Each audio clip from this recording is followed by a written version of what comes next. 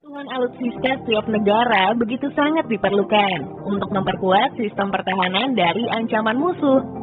Dari sekian banyak armada yang tersedia, keberadaan kapal induk begitu sangat diperlukan untuk menambah kekuatan di sektor laut. Tapi udah pada tahu nggak sih bagaimana kapal berukuran raksasa ini dibuat? Nah, untuk menjawab rasa penasaran kamu, Auto Populer udah nyiapin nih ulasan mengenai proses pembuatan kapal induk. Tonton sampai habis ya.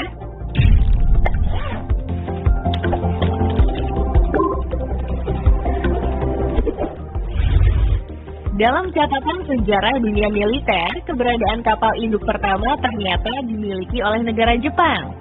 Kapal yang diberi nama Hosho ini telah dioperasikan sejak 27 Desember 1922. Keberadaannya begitu amat penting pada masa itu untuk mendaratkan pesawat-pesawat tempur Jepang di medan pertempuran. Tapi sebelum itu di negara lain seperti Amerika Serikat di tahun 1920 juga diketahui telah memiliki kapal induk bernama Langley. Namun bedanya kapal ini dulunya merupakan pengangkut batu bara yang kemudian diubah menjadi kapal induk. Untuk mengefisienkan waktu pengerjaan kapal induk, dalam pembuatannya sendiri seluruh bagian dibuat terpisah, di mana tahap pertama yang dibuat adalah bagian lambung kapal. Bahan yang digunakan menggunakan plat baja tebal dan kuat agar bisa tetap kokoh dari serangan musuh dan menghindari kebocoran yang tidak diinginkan. Setelah seluruh bagian tubuh kapal terakit sempurna, langkah selanjutnya adalah pemasangan bagian mesin kapal.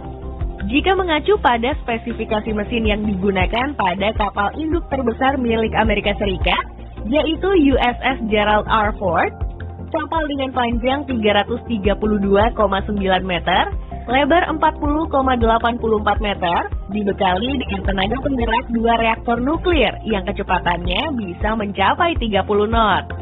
Jika seluruh bagian tersebut telah rampung dipasang, langkah selanjutnya masuk pada pemasangan bagian kamar para kru kapal yang jumlahnya bisa mencapai 200 dek dengan daya tampung hingga 6.000 orang.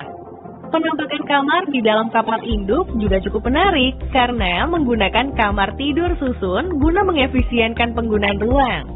Bersamaan dengan tahap ini, pemasangan bagian sistem kelistrikan juga dilakukan, di mana dalam satu kapal induk membutuhkan sebanyak 3.100 km kabel untuk sistem kelistrikan dan 140 km kabel fiber optik untuk kebutuhan jaringan.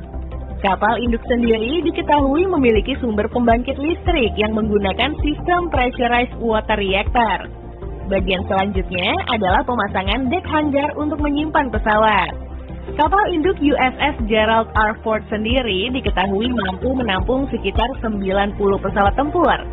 Beberapa di antaranya yang biasa dimuat yaitu pesawat Boeing EA-18G Growler, Lockheed Martin F-35C Lightning II, hingga helikopter Shirosky SH-60 Seahawk.